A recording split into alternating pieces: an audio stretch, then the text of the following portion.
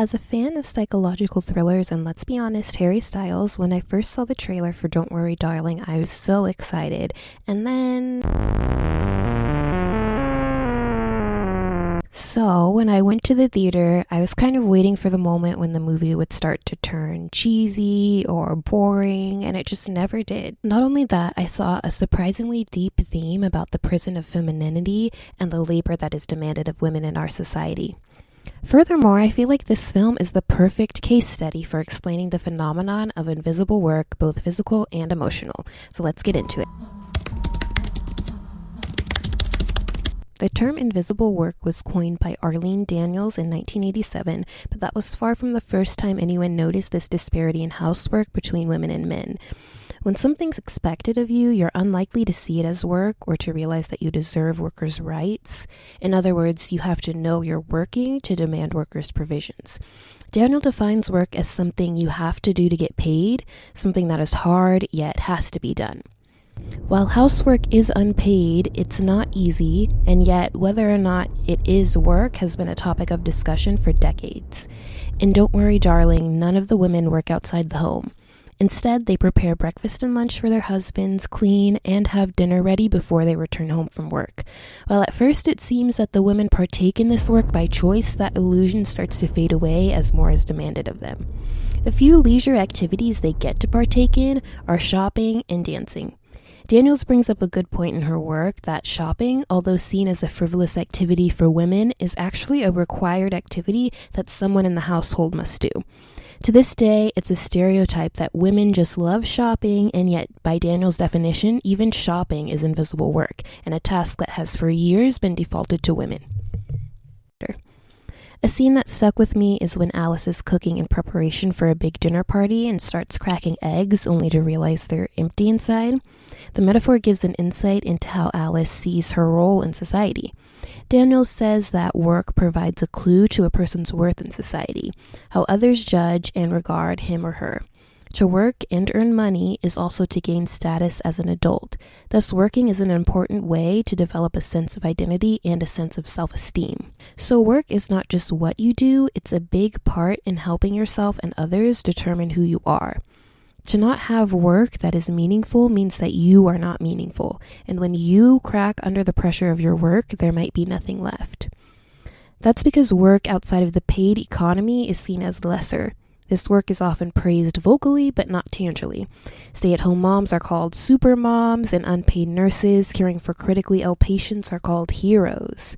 This from the idea that it's selfish to even think that these roles should be paid or paid more, because you should feel honored just for the chance to help. The pressures of household work lead to isolation and dissatisfaction, a phenomenon Betty Friedan called the sickness without a name. Not only that, but the tasks that women are typically given are high-pressure tasks with deadlines. Preparing dinner before your husband gets home, picking up the kids from childcare on time, even the expectation to know what needs to be done and delegate it accordingly to the rest of the family. As seen in Don't Worry Darling, Jack, Harry Styles' character, doesn't even know how to mash potatoes, and Alice has to tell him, dude, you have to cook the potatoes first, But that just goes to show that this work is work. It's not something anyone can do, and it requires skills and knowledge that aren't innate.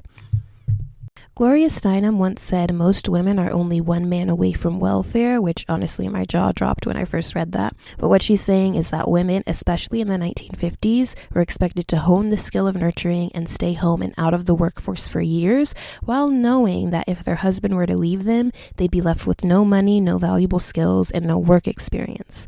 This is something that I hope is changing, but I have my doubts when employers still shy away from hiring those with employment gaps that could have been used to do real but still undervalued work. Now that we know what invisible labor is, I want to talk about emotion work and how that qualifies. Sociologist Arlie Hochschild coined this term emotion work, and it's another type of invisible labor that refers to work like comforting and using sympathetic facial expressions and gestures. A good example is like customer service workers who always have to keep a smile on and apologize even when it's not their fault. This emotion work is typically expected of women. Women are expected to keep the peace even when they don't feel like it, a skill that they learn through a lifetime of conditioning. You can see this play out in the film at the gathering at Frank's house. The women partake in small talk, making sure to make the newest to the community feel welcome through attention and relating to each other. And then Margaret breaks these rules of the community. Another term that Arlie Hochschild uses is feeling rules to refer to the feelings that we're expected to feel and therefore try to feel in certain situations, like trying to feel sad at a funeral even if you weren't close to the person who died, or trying to feel happy at a party even if you're going through something difficult. In the world of Don't Worry Darling, feeling rules are so important. Bunny chastises Alice for crying when she should be happy about Jack's promotion. Jack chastises Alice for getting angry at Frank when they should be grateful for the opportunities he gave them. This community is constantly keeping each other in check about who should feel what and what that feeling should be.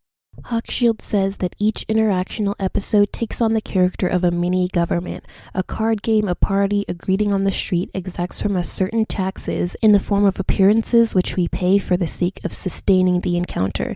We are repaid in the currency of safety from disrepute.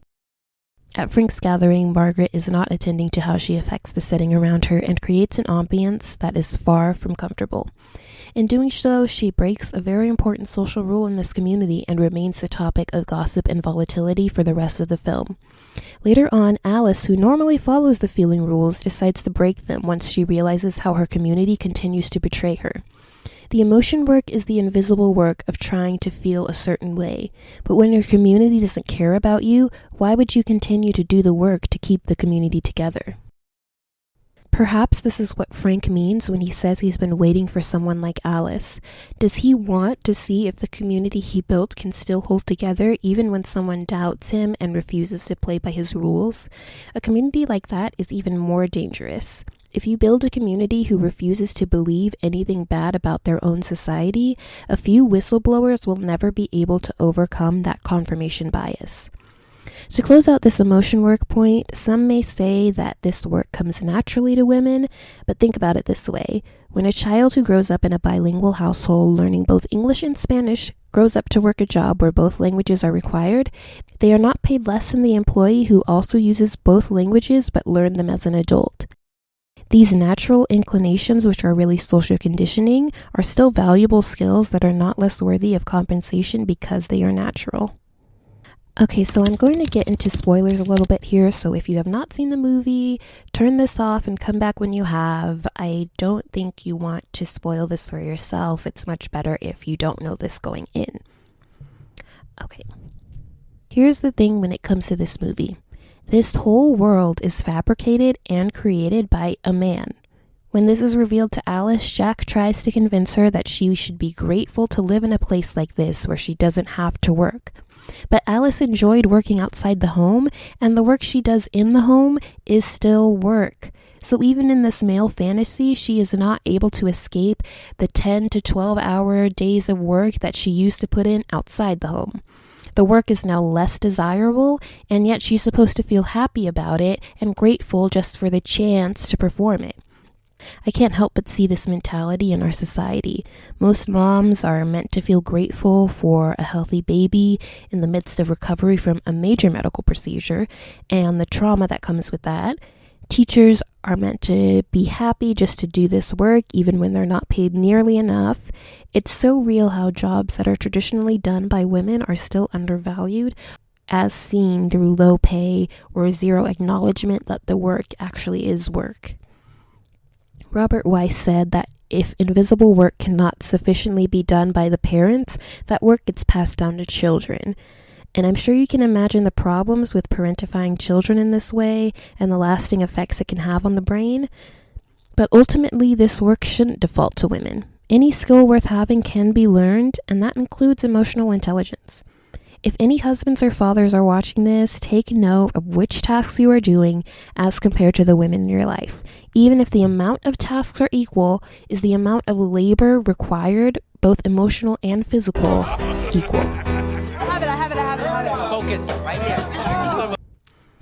At the end of the day, Don't Worry Darling is not a perfect movie, but it's also not a bad movie by any means. In fact, it's a pretty harrowing reflection of current society if you look hard enough. But that's just my opinion. What do you think? Do you believe invisible work is a thing? What do you think of Don't Worry Darling's portrayal of it? Did you think Don't Worry Darling was good despite what the critics say? Because